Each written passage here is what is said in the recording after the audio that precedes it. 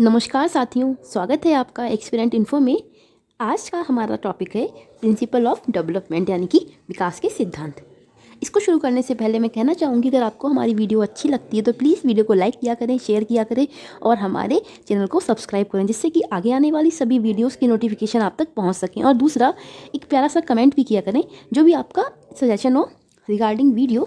चलिए अपना अब आज का टॉपिक हम शुरू करते हैं। देखिए, पहला जो हमारा प्रिंसिपल है वो है डेवलपमेंट इन्वॉल्व चेंजेस, यानी कि विकास कैसा होता है, विकास परिवर्तनशील होता है। जैसे आपके जो मोबाइल है, क्या वो हमेशा सेम रहता है? मतलब कि अपडेट की बात कर रही हूँ। जैसे आप देखते हो हर 2-4 दिन में छोटी मोटी अपडेट आती रहती हैं। आपका फ़ोन हो गया, आपका लैपटॉप हो गया, ऐसे ही डेवलपमेंट में भी क्या है, अपडेट चलता रहता है, इसलिए उसमें चेंजेस आती रहती हैं और वो बदलता रहता है। जैसे पहले मैं जो लिखा है वो पढ़ती हूँ। The human being is never static from the moment of conception to the time of death. The person is undergoing changes like in size and proportion, acquisition of mental, motor and behaviour skill. मतलब मनुष्य क्या है, वो गर्भ धारण के समय से लेकर मृत्यु के समय तक कभी भी स्थिर यानी कि एक समान नहीं रहता। इस दौरान व्यक्ति विभिन्न परिवर्तनों से गुजरता है, जैसे उसके आकार में यानी कि उसकी शेप में, उसके वेट में, उसकी जो मानसिक योग्यताएं होती हैं यानी कि मेंटल एबिलिटीज़, उसमें परिवर्तन आता है, या फिर उसके जो व्यवहार कौशल यानी कि जो उसकी बिहेवियर स्किल है, इन सब में हमें परिवर्तन देखने को मिलता है। ऐसा थोड़ी है कि 5 साल का बच्चा है, उसके दिमाग में किसी चीज़ को लेकर जो कॉन्सेप्ट है, तो वही सेम कॉन्सेप्ट जब वो 15 साल का हो जाएगा तब भी रहेगा। ऐसा तो नहीं होगा ना। 15 साल में क्या होगा, वो मैच्योर हो जाएगा, तो उसकी जो उसका मतलब रवैया है उस कॉन्सेप्ट के प्रति वो बदल जाएगा, या फिर वो उसमें नई नई नॉलेज को ऐड कर लेगा। तो वही चीज़ है कि डेवलपमेंट क्या है, कभी स्थिर नहीं होता, कभी हमने फिक्स नहीं कर सकते कि तुम्हारा मतलब इतना डेवलपमेंट होगा इस एज तक, ऐसा हम नहीं कहते हैं। और ये हमारा टाइम टू टाइम चेंज होता रहता है, चाहे वो बॉडी में हो, बॉडी वेट हो, शेप हो, साइज़ हो, कुछ भी हो, या आपकी बिहेवियर स्किल होती हैं। आप जैसे जैसे उम्र के साथ बढ़ते हो, आपके एक्सपीरियंस आपको मिलते रहते हैं, जिससे आपके अंदर मैच्योरिटी आती रहती है। ठीक है, तो पहला हमारा है कि डेवलपमेंट क्या है, परिवर्तनशील है। दूसरा हमारा जो आता है प्रिंसिपल, वो ये है कि development follow a fix pattern या सीक्वेंस, यानी कि विकास क्रम में एक रूपता देखने को मिलती है, मतलब एक समानता। जैसे कि development takes place in an organised order and pattern way. For example, all baby learn to turn over, crawl, stand and then walk. मतलब देखो, विकास क्या है, संगठित है, व्यवस्थित है और एक रूप तरीके से होता है, मतलब एक पैटर्न के अकॉर्डिंग होता है। ऐसा नहीं है कि पहले आप इतने लंबे हो गए, पहले आपकी लंबाई इतनी बड़ी, फिर आपकी लंबाई छोटी हो गई, फिर आपकी लंबाई बढ़ गई, फिर छोटी हो गई, ऐसा नहीं है ना। आपका विकास का एक पैटर्न है, एक ग्राफ है, उसको विकास फॉलो करता है। जैसे कि एक मिनट, हाँ, तो जैसे हम बात करें, पहले जब एक बच्चा जन्म लेता है तो जब हम उसको बेड पे वो लेटने का ही उसका काम होता है, कुछ और तो वो वैसे ही नहीं करता। हाँ, तो बच्चा क्या करता है, जब बच्चा बेड पे लेटा होता है तो बच्चा सिर्फ टर्न ओवर यानी कि एक साइड से दूसरी साइड होता है, करवटें बदलता रहता है। फिर बच्चा थोड़ा सा जब उसमें स्टेबिलिटी आती है, फिर वो रेंगना शुरू करता है, जिसको हम कहते हैं घुटनों के बल चलना भी कहते हैं। फिर जब बच्चा घुटनों के बल चलना शुरू करता है, ऐसी 6-7 महीने का बच्चा, फिर वो धीरे धीरे खड़ा होना शुरू करता है। अप्रोक्स अगर बच्चा सही है तो 1 ईयर्स की एज में वो खड़ा होना सही हो जाता है आराम से। कुछ बच्चे ज़्यादा एडवांस होते हैं, मतलब कि उनका फिजिकल डेवलपमेंट ज़्यादा अच्छा होगा या ज़्यादा ख़राब होगा, तो उनका समय थोड़ा ऊपर नीचे हो सकता है। फिर बच्चा चलना शुरू करता है, तो बच्चे ने पहले क्या ली, पहले बच्चा इधर उधर होना सीख रहा है, बेड पर लोट-पोट कर रहा है। फिर उसके अंदर थोड़ी सी स्टेबिलिटी आ गई तो उसने देखना शुरू कर दिया, उसने घुटनों के बल चलना शुरू कर दिया। फिर वो धीरे धीरे कोई उसके आसपास कोई सामान रखा है, कोई वस्तु रखी है, जैसे स्टूल हो गया, मेज हो गई, कुर्सी हो गई, तो बच्चा क्या करता है, उसको पकड़ पकड़ के धीरे धीरे खड़े होने की कोशिश करता है, जिसमें बच्चा बार बार नीचे भी गिरता है, चोट भी लगती है, लेकिन उससे हड्डियाँ मजबूत होती हैं। तो इस तरीके से बच्चा खड़ा होना सीखता है और फिर बच्चा चलना शुरू करता है, फिर तो पूछो ही मत, फिर रुकता ही नहीं है। तो यही चीज़ है। तो यहाँ पे ऐसा नहीं हुआ ना कि बच्चे ने रेंगना नहीं सीखा हो और बच्चा डायरेक्ट सीधे जाके भागने लगा, ऐसा नहीं हुआ ना। पूरा सिस्टम चल रहा है कि पहले बच्चा लोटपोट होता है, फिर रेंग रहा है, फिर खड़ा हो रहा है, फिर चलना शुरू कर रहा है। तो इसी को हम कहते हैं कि विकास के क्रम में क्या एक ऑर्गेनाइज पैटर्न होता है। हर चीज़ ऑर्गेनाइजेशन का मतलब समझती हो ना, जो प्रॉपरली हर काम को करती है, तो वैसे ही बच्चे का विकास है, प्रॉपर वे में होता है। कोई भी स्टेप को हम स्किप नहीं कर सकते, बिना स्किप करे, मतलब स्किप करे, अगर आप स्किप करते हो तो वो चीज़ प्रॉपर हो नहीं पाएगी। और हाँ, इसी में हमारा आता है direction of development also included in this. देखिए, विकास की दिशाएं हमने पढ़ी हैं, 2 होती हैं, सिफेलोकॉर्डल और प्रॉक्सिमो डिस्क्रिप्टल। सिफेलोकॉर्डल होती है, वो होती है आपकी हेड टू टो, ठीक है, हेड टू टो। हेड मेरा गलत लिखा है, HEAD होता है, ठीक है। और जो आपकी प्रॉक्सिमो डिस्टल होती है वो होती है अंदर से बाहर की ओर, मतलब कि ये आपका सर्कल है तो उसमें सेंटर है, उससे बाहर की ओर जा रहे हैं, उसको कहते हैं प्रॉक्सिमो डिस्टल। मैंने पहले आपको अच्छे से एक्सप्लेन कराया है तो वहीं से आप पढ़ लेना, इसलिए मैंने लिखा नहीं। वो भी हमारा जो डायरेक्शन ऑफ डेवलपमेंट है ना, ये भी एक विकास का सिद्धांत है जो हमारा इसी के अंदर आता है एक तरीके से, क्योंकि इसमें भी हम देख रहे हैं ना कि किस तरीके से बच्चे का विकास हो रहा है, एक पैटर्न को फॉलो कर रहा है। एक मिनट, ये क्या हो गया, 1 सेकेंड। हाँ, अब देखिए आगे बढ़ते हैं हम अपने तीसरे डेवलपमेंट के प्रिंसिपल पर। Development precede from general to specific. विकास कैसा होता है, सामान्य से विशेष की ओर होता है। मतलब कि पहले क्या होता है, बहुत नॉर्मल चीज़ें होती हैं, बच्चा पहले उसको पकड़ता है, उसको सीखता है, फिर बच्चा स्पेशल चीज़ों को, मतलब स्पेशल अपने ऑर्गन्स का या अपने हाथों पैरों का यूज़ करता है और पर्टिकुलर चीज़ को अंजाम देता है। देखो, the child responses in all phases of development whether motor और mental are first of a general sort before they become specific और डिफ्रेंशिएट। मतलब विकास के सभी चरणों में बच्चे की प्रतिक्रियाएं, चाहे वो गत्यात्मक रूप से हों, जो हमने मोटर स्किल्स पढ़ी थी जिसमें हमारा GF आता है, GF होता है ग्रॉस और F होता है फाइन मोटर स्किल। ग्रॉस कहते हैं स्मॉल के लिए, नहीं बिगर के लिए, और फाइन कहते हैं छोटे के लिए। तो पहले बच्चा बड़ी बड़ी चीज़ों को पकड़ता है, फिर बच्चा पर्टिकुलर फिंगर्स का यूज़ करता है और छोटी छोटी चीज़ों को पकड़ना शुरू करता है, ठीक है। तो ये हमारा किस में आता है, ग्रॉस में और मोटर स्किल में आता है। मैंने आपको ये कराया है पहले भी फ़िलहाल। चलो आगे बढ़ते हैं। हाँ, तो इसमें बच्चा क्या करता है, पहले बच्चा गत्यात्मक हो या फिर मानसिक, पहले बालक सामान्य क्रियाएं सीखता है, फिर वो विशिष्ट क्रियाओं की ओर उन्मुख होता है। जैसे जो एक न्यूबॉर्न बेबी है वो सबसे पहले क्या करता है, अपनी पूरी बॉडी को हिलाता है। जैसे आपने देखा होगा न्यूबॉर्न बेबी बिस्तर पे लेटाएगा तो उसको क्या है, कुछ भी चाहिए हो, कुछ भी नहीं भी चाहिए हो, तो वो क्या करता है, अपनी पूरी बॉडी को लोटपोट करता है और उसके बाद वो किसी खास हिस्से से कोई विशिष्ट प्रक्रिया करता है। जैसे आपने देखा होगा छोटे बच्चे जो होते हैं ना, वो जब रोते हैं तो उनके दोनों हाथ भी हिलते हैं, पैर भी हिलते हैं, पैर हाथ दोनों हाथ चारों चीज़ें एक साथ में मूव होती हैं उनकी। लेकिन जैसे जैसे वो बड़े हो रहे हैं, फिर उनकी जो कॉग्निशन लेवल है वो डेवलप हो रहा है, उनको इतनी समझ आ रही कि हाँ मुझे इस चीज़ के लिए इस चीज़ का उपयोग करना है।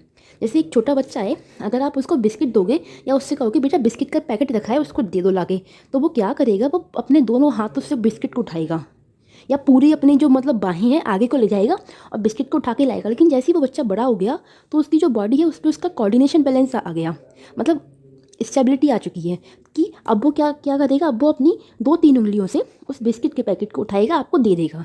तो इसी को हम कह रहे हैं कि विकास कैसे हो रहा है, सामान्य से विशेष की ओर हो रहा है। एक और कहानी सुनाती हूँ, आपने 2 विधियाँ पढ़ी होंगी, वो हमारी इसी से एक तरीके से बिलोंग करती हैं। एक होती है हमारी आगमन से निगमन विधि, ठीक है, एक होती है निगमन से आगमन। तो आगमन से निगमन क्या है कि पहले आप बच्चे को एग्जाम्पल दे रहे हो, देन आप बच्चे को रूल पे लेके जा रहे हो, है ना कि ये है कि आप पहले रूल पढ़ाते हो फिर एग्जाम्पल देते हो। छोटे बच्चों को जो आपकी आगमन विधि है उसका उपयोग कहाँ करते हैं, क्लास 1 से लेकर क्लास 5 तक के जो बच्चे होते हैं उनमें आगमन विधि हमारी अप्लाई होती है, और क्लास उससे ऊपर के जो बच्चे होते हैं उसमें हमारी निगमन विधि अप्लाई होती है। निगमन में क्या होता है, आगमन का उल्टा होता है, जिसमें हम बच्चे को पहले रूल बताते हैं देन एग्जाम्पल देते हैं, क्योंकि बच्चा इतना बड़ा हो चुका है कि वो रूल के बाद एग्जाम्पल सीख पाए। लेकिन 1st to 5th का बच्चा इतना बुद्धिमान नहीं है कि आप एकदम से आए, आपने लिख दिया noun is the name of a person place और थिंग, 3 एग्जाम्पल डाले, दिल्ली मुंबई आगरा और रोहित और पेन, तो बच्चा नहीं समझ पाएगा। तो आप क्या करते हो, पहले बच्चों को एग्जाम्पल देते हो, बच्चों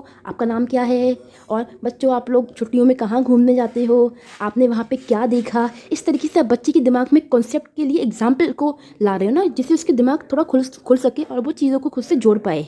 तो वही चीज़ें यहाँ पे वही आपका कॉन्सेप्ट लगता है कि पहले बच्चा सामान्य क्रिया करता है फिर बच्चा विशेष क्रिया करता है।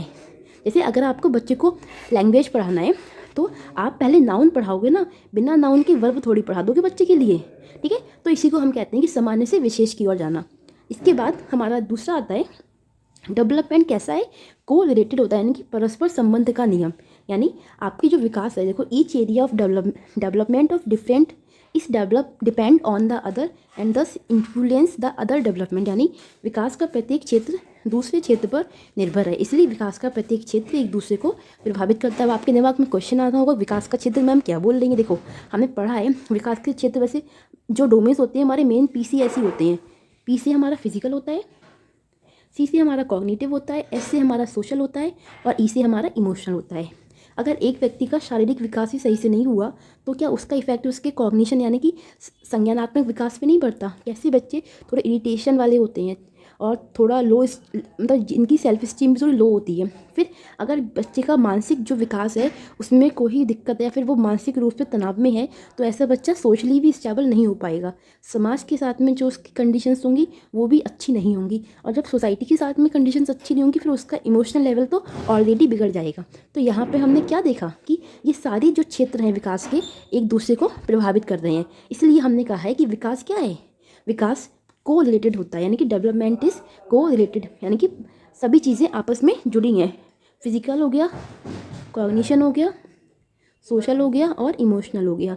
ठीक है, फिर आता है हमारा, इसके अलावा नेक्स्ट बढ़ते हैं डेवलपमेंट। एक minute, development occurs at different rate for different parts of body, यानी विकास शरीर के विभिन्न भागों के लिए अलग अलग दरों पर होता है।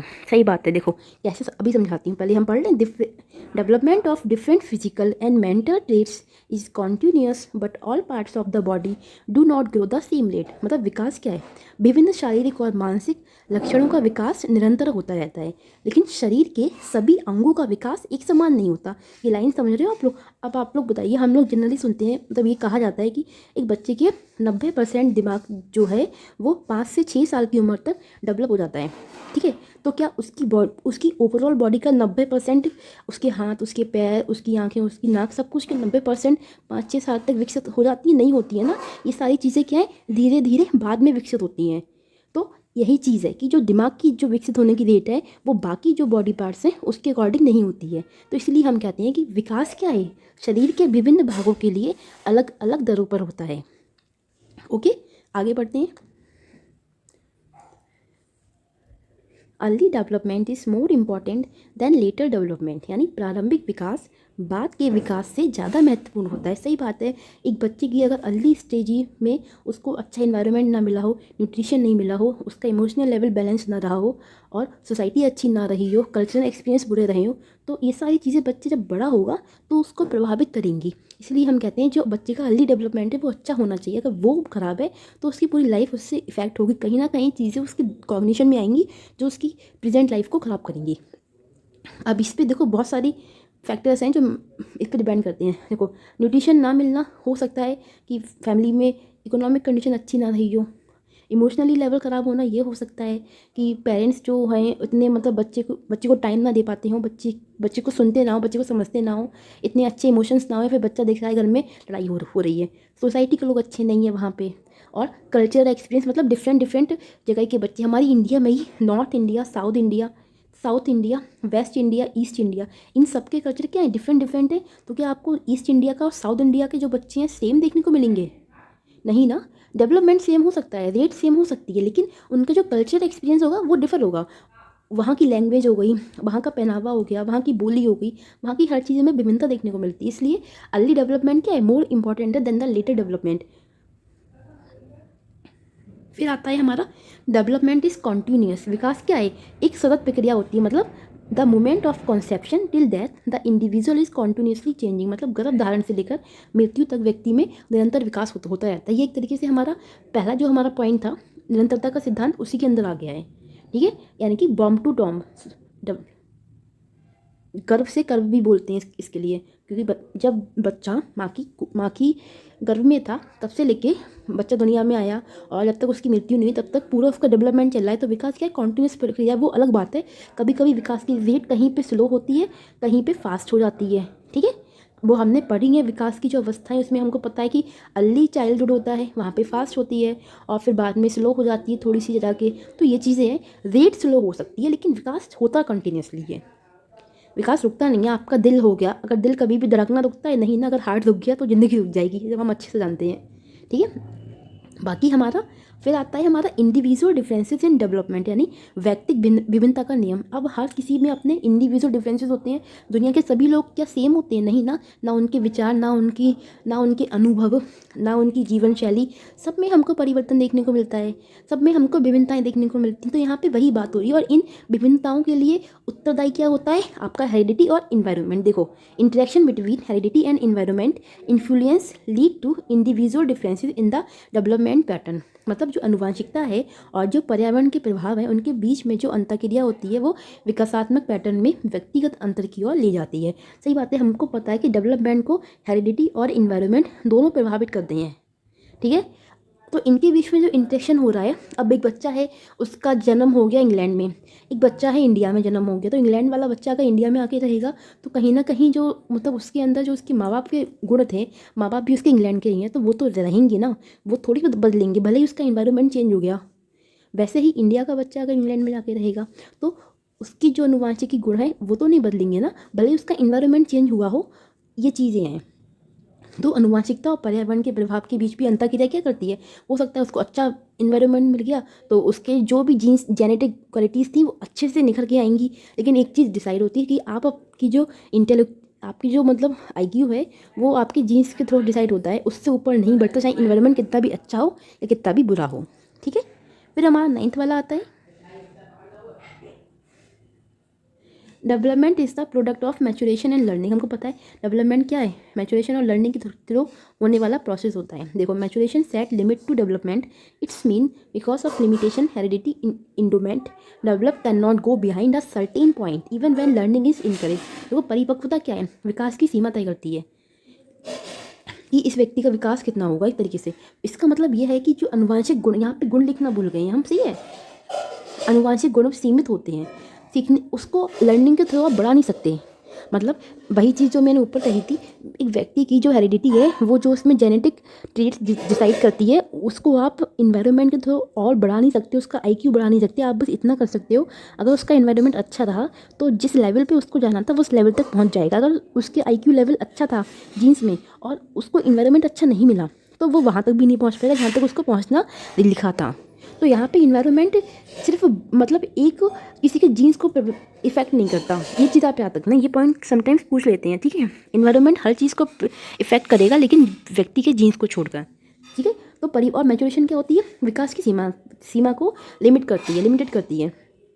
और मैचुरेशन और लर्निंग दोनों ही डेवलपमेंट के प्रोडक्ट होते हैं।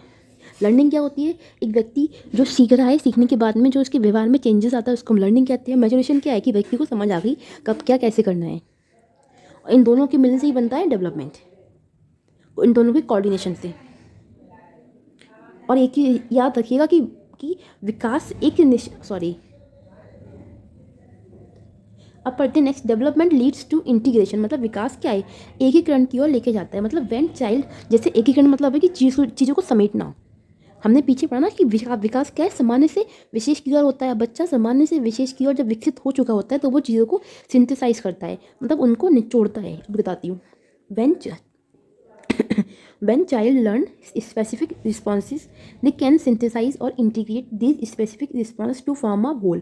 मतलब कि जब बच्चा विशिष्ट प्रतिक्रिया सीखता है तो वह इन विशेष प्रतिक्रियाओं को एकीकृत करने लगता है जिससे वो एक संपूर्ण रूप बना सके। जैसे कि अभी हम देखते हैं, देखिए हमने पढ़ा कि विकास कहाँ से होता है? जनरल टू स्पेसिफिक, यानी कि सामान्य से विशेष की ओर होता है। ठीक है, तो जब बच्चा स्पेसिफिक यानी कि विशेष पे पहुंच गया तो अब यहाँ से बच्चा क्या कर रहा है? बच्चा जो भी कॉन्सेप्ट है उनको निचोड़ रहा है, उनको जोड़ के एक बड़ा कॉन्सेप्ट बना रहा है। समझ रहे हो आप लोग? जैसे बच्चे को हमने क्या किया? बच्चे को पहले हमने एग्जाम्पल देके नाउन सिखाया। अब बच्चे ने क्या किया? बच्चे ने नाउन को अच्छे से सीख लिया। ठीक है, अब बच्चा क्या करेगा? नाउन के जो पार्ट्स होते हैं, नाउन के जो टाइप्स होते हैं उनको सीखेगा, उनको सीख के उनको कंबाइंड फॉर्म में रखेगा।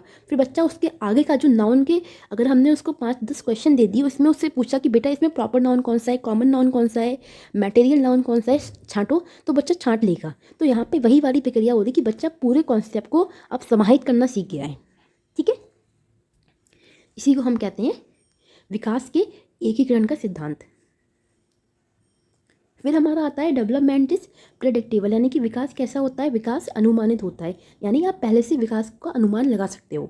The rate of development is fairly constant for each child, so it is possible to predict certain development, certain not overall, ठीक है, outcomes at an early age. जैसे कहते हैं ना कि दूध वो कुछ होती है, एक मुहावरा है, मुझे याद नहीं आ रहा, पालने में ही दूध लक्षण दिख जाते हैं होनहार बालक के, ऐसे कुछ कहा जाता है हमारी सोसाइटी में, हमें मुझे याद नहीं आ रहा, पता नहीं कुछ होता है, आप लोग उन्हें शायद सुना होगा, मुझे एग्जैक्टली अभी याद नहीं आ रहा है, खैर छोड़ो। हाँ, तो विकास की दर प्रत्येक बच्चे के लिए स्थिर होती है, इसलिए विकास के कुछ निश्चित परिणामों की भविष्यवाणी करना संभव है। मतलब जो डेवलपमेंट डेट है वो सभी के लिए एक समान होती है। जो डेवलपमेंट की स्टेजेस हैं जिससे इंडिया का बच्चा गुजरता है, उन्हीं स्टेजेस को यूएसए का बच्चा भी पार करेगा। जो डेवलपमेंट के एरियाज इंडिया के बच्चे के लिए हैं वही इंग्लैंड के बच्चे के लिए भी वही होंगे, उसको हम स्किप नहीं कर सकते। इसलिए हम कह रहे हैं कि विकास की दर क्या है, प्रत्येक बच्चे के लिए सेम है, लेकिन विकास के कुछ निश्चित परिणाम होते हैं जिसकी भविष्यवाणी करना संभव होता है। जैसे कि ये बच्चा लाइफ में कितना कर सकता है, आपने देखा होगा छोटे मोटे कुछ मतलब 4-5 साल की एज के बच्चे होते हैं, तो उनको लेके अगर वो ज़्यादा होशियार होते हैं किसी चीज़ में, तो जो बड़े लोग होते हैं वो अक्सर बोलते हैं कि ये बच्चा बहुत आगे जाएगा, बहुत तरक्की करेगा। तो ये सारी चीज़ें हैं कि वो लोग भविष्यवाणी करने लगते हैं कि पूत के पाँव पालने में ही दिख जाते हैं, ऐसा कुछ होता है, शायद मुझे अभी भी जस्ट याद आया। हाँ, तो वही है ना कि आप कितना आगे जाओगे इसका छोटे पे ही एक्सपीरियंस हो जाता है बाकी लोगों को कि आपका क्वालिटी क्या है, आप में क्वालिटी क्या है। इसी को हम कह रहे हैं कि विकास को हम प्रेडिक्ट कर सकते हैं। जब बच्चा छोटी एज में है तो उसको देख के बहुत से बच्चे गैस कर, मतलब बहुत से बड़े लोग अनुमान लगाते हैं कि हाँ ये बच्चा इतना कर सकता है, या फिर इतना होशियार है, इतना होशियार नहीं है। ये वाली लाइन थी, पूत के पाँव पालने में दिख जाते हैं, वही वाला हिसाब यहाँ पे फॉलो होता है। अपने नेक्स्ट वाले पे आते हैं बच्चों। अब हमारा आता है development proceed from egocentrism to allocentrism. विकास अहम केंद्रवाद से संपूर्ण केंद्रवाद की ओर होता है। मतलब when a child grow older his egocentrism gives way to allocentrism और बीइंग अदर ओरिएंटेड और कंसिडरेट टू अदर्स। मतलब कि जब एक बच्चा बड़ा हो जाता है तो जो उसका अहम केंद्रवाद यानी जो उसका ईगोसेंट्रिज्म है वो सर्व केंद्रवाद की ओर उन्मुख होता है, आधार पर दूसरों के प्रति भी विचारशील होता है। जैसे छोटा बच्चा है, उसको रात के 2 बजे उसको, एक बच्चा है जो 4 ईयर्स का है, वो रात के 2 बजे बोल रहा है अपने घर में कि मुझे आइसक्रीम खानी है, और उसके घर में आइसक्रीम नहीं है, और फिर आपने उसको आइसक्रीम नहीं दी, फिर वो रोएगा बैठ के, आप कहोगे बेटा अभी नहीं, सुबह दिन निकलेगा फिर हम आइसक्रीम ले आएंगे, फिर आप खा लेना। बच्चा कहेगा नहीं मुझे अभी खाना है। तो उसको दूसरे का जो व्यू है, दूसरे का जो विचार है उससे मतलब ही नहीं, उसी को हम कहते हैं ईगोसेंट्रिज्म, जहाँ बच्चा सिर्फ अपनी प्लेजर, अपनी ही खुशी के बारे में सोच रहा है कि उसे वो चीज़ चाहिए तो चाहिए, अभी चाहिए तो अभी चाहिए, ठीक है। फिर जैसे जैसे बच्चा बड़ा हो रहा है, जब वो बच्चा 8-9 साल का हो गया, 6-7 साल का भी हो गया, फिर अगर रात के 2 बजे वो आइसक्रीम मांगता है, आप मना करते हो, तो वो आपका जो पॉइंट ऑफ व्यू है उसको समझेगा और जिद नहीं करेगा और कहेगा ओके हम सुबह खा लेंगे। तो ये वाली चीज़ यहाँ पे समझाई गई है कि बच्चा अहम केंद्रवाद से संपूर्ण केंद्रवाद की, मतलब बाकी लोगों के जो व्यू होते हैं उसको भी समझना शुरू कर देता है, सिर्फ अपना अपना नहीं खाता, ठीक है। फिर हमारा आता है development proceed from heteronomy to autonomy. मतलब विषमता से, विषमता कहते हैं हम हेट्रोनॉमी को, ऑटोनॉमी को कहते हैं स्वायत्ता। तो हेट्रोनॉमी मीन्स होता है डिपेंडेंस, यानी कि दूसरों पर निर्भर। जैसे छोटे बच्चे होते हैं ना, अपनी सुसु पॉटी दूध पूत हर चीज़ के लिए मम्मी पर या बाकी लोगों पर निर्भर होते हैं, लेकिन जब वो बड़े होने लगते हैं तो वो आत्मनिर्भर बन जाते हैं। अगर 6-7 साल का बच्चा तो नहीं बोलता ना कि मम्मी मुझे पॉटी करा दो, वो खुद कर सकता है। फिर वो नहीं बोलेगा मुझे मम्मी सूसू करा दो, क्योंकि वो कर सकता है। वो अपनी जो भी उसकी नैतिक ज़रूरतें होती हैं, नैतिक नहीं डेली नीड्स वाली जो चीज़ें होती हैं वो उसको कर सकता है। और फिर वो जैसे जैसे बड़ा होता जाता है तो वहाँ तो करियर वगैरह वो सारी चीज़ें आई जाती हैं, वो तो हमें उस पर नहीं पहुँचना अभी फ़िलहाल। तो यहाँ पे क्या है, विषमता का अर्थ हो गया दूसरों पर निर्भरता। छोटा बच्चा अपनी हर ज़रूरत के लिए अपनी माँ पे निर्भर करता है पूरी तरीके से, सबसे ज़्यादा लगाव भी उसका उसकी माँ के प्रति ही होता है इसलिए। और जैसे जैसे बच्चा बड़ा हो रहा है उसकी जो ज़रूरतें हैं वो उनको पूरा करने के लिए खुद खुद काबिल है, मतलब जो उसकी बेसिक नीड्स हैं। अब जैसे उसको टॉयलेट वॉयलेट जाना है, कुछ भी करना है, तो वो मम्मी से नहीं कहता कि मम्मी आप करा दो, वो खुद कर लेगा। तो ये हमारे, इसी को हम कह रहे हैं विषमता से स्वायत्ता की ओर जाना, ठीक है। देखो अगर ज़्यादा मैंने इसको एक्सप्लेन किया ना तो आपको ये सारे के सारे जो प्रिंसिपल है सेम लगने लगेंगे, क्योंकि ये सारे आपस में जुड़े हुए हैं एक तरीके से। अगर हम इसको ज़्यादा खोल के एक्सप्लेन करें तो आपको इतना ज्ञान नहीं भरना अपने दिमाग में कि जो काम भी ना है। ये देखो, ये एक चार्ट है जिसमें जो सारे डेवलपमेंट के प्रिंसिपल्स हैं वो दे रखे हैं। तो आप लोग पहले क्या करना, वो जो मैंने पीछे लिखा है उसको पढ़ना 2-4 बार, उसके बाद में इनको पढ़ लेना। जब भी आपको रिवीजन करना हो आप इजीली इसे रिवाइज कर सकते हो। बाकी इसको हिंदी में नहीं किया गया है बच्चों, क्योंकि मैंने ये इमेज गूगल से ली थी, उसमें मैंने लास्ट में 2 वाले ऐड किए हैं, सही है। तो आप लोग को रिवाइज़ करने में ये हेल्प रहेगा, क्योंकि लास्ट टाइम में बच्चे क्या करते हैं, शॉर्ट फॉर्म में चीज़ों को रिवाइज़ करना पसंद करते हैं। मैं खुद ही यही करती हूँ, तो वही चीज़ मैं आपके लिए ला रही हूँ। आई होप आपको मेरा ये कैसा लगा आइडिया बताना, आपको रिवीजन में हेल्प करेगा ये। इसमें सारे डेवलपमेंट लिखे हैं, principle of continuity, individual differences. बनना आप चाहो तो खुद से अपनी कॉपी में ऐसा बना लेना। जिनको हिंदी में लिखना है तो इसकी हिंदी लिख लेना, ऊपर मैंने लिखवा रखी है। अब हम आते हैं अपने क्वेश्चन आंसर्स पे। देखिए कुछ क्वेश्चंस हैं हमारे, जिसको हम शुरू करते हैं। पहला जो हमारा क्वेश्चन है बच्चों, वो है कि डेवलपमेंट, देखो, you did not start speaking on the day. मतलब जिस दिन तुम पैदा हुए थे तुमने उस दिन बोलना शुरू नहीं किया। सही बात है, उस दिन बच्चा कहाँ बोलना शुरू करता है, वो बस रोता है। इवन रोना भी बोलने में आता है, ये भी बात है।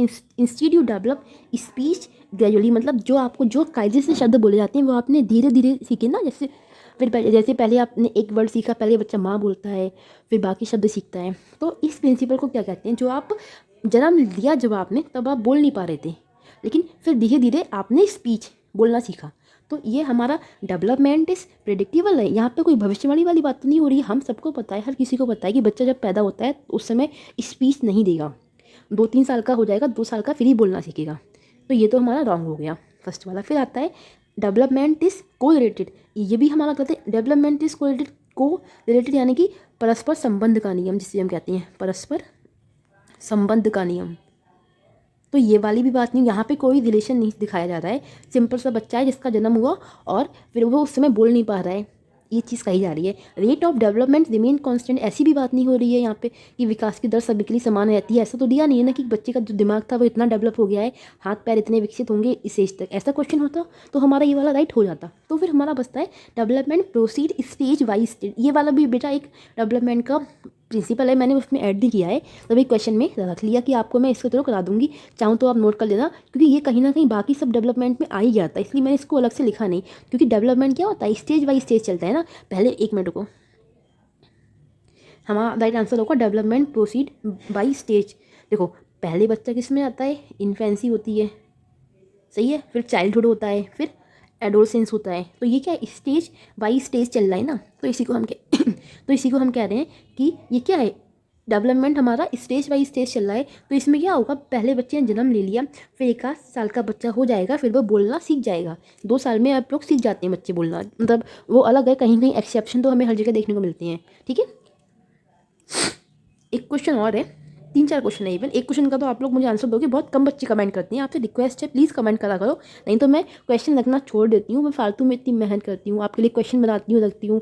Seriously guys, you don't believe it कि मुझे इसको तैयार करने में 5 से 6 घंटे आराम से लगते हैं, बहुत आराम से लगते हैं। क्योंकि सोचना पड़ता है ना चीज़ों कैसे आपके सामने पेश करनी है। देखो 2 ही क्वेश्चन इंग्लिश में रखे हैं मैंने, बाकी सारे आपकी हिंदी में है, तो टेंशन मत लेना। Children who are taller for their age during early childhood years are taller during adulthood also. By this observation which of the following principle of development is proved. मतलब कि चिल्ड्रन जो कि पहले क्या था, टॉलर था अर्ली चाइल्डहुड में, फिर एडल्टहुड में क्या हुआ, और हो गया टॉल। तो ये ऑब्जर्वेशन क्या है, ऑब्जर्वेशन हो रही है ना, ये क्या है, भविष्यवाणी की जा रही है। Development is the product of maturation and learning, ये वाली बात तो नहीं है। डेवलपमेंट इज प्रेडिक्टेबल, यही वाली बात है कि आपने जैसे होते हैं ना, पेरेंट्स वगैरह करते हैं कि अगर बच्चा 10 साल का हो गया, उसकी लंबाई अच्छी है तो कहती है इसकी लंबाई तो बहुत अच्छी रहेगी। वहीं बच्चा अगर 10 साल का है, उसकी लंबाई कम है, तो कहती है ये लगता है बौना रहेगा।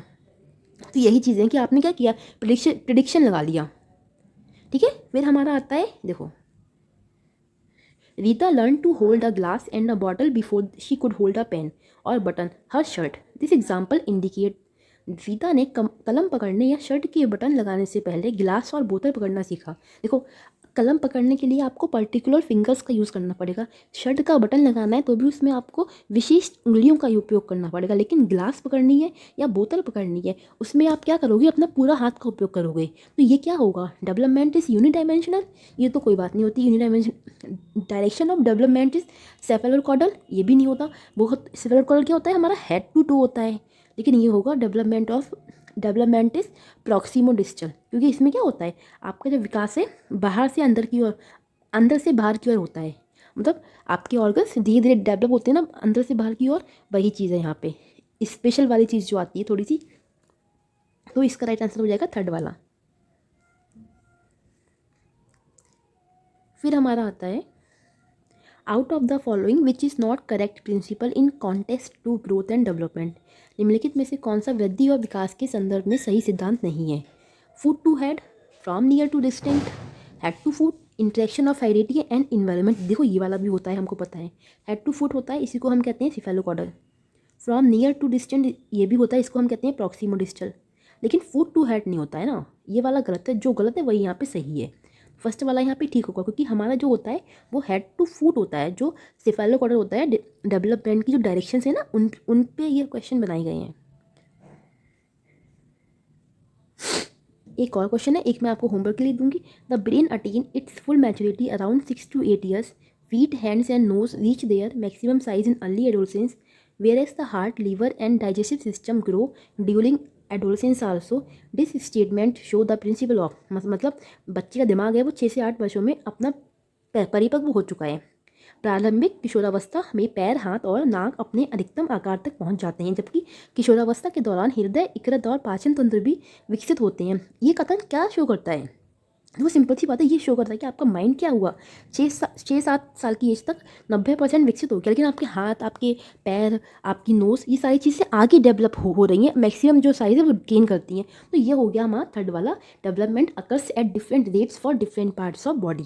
ठीक है, अब देखो ये वाला आपको लगाना है होमवर्क में।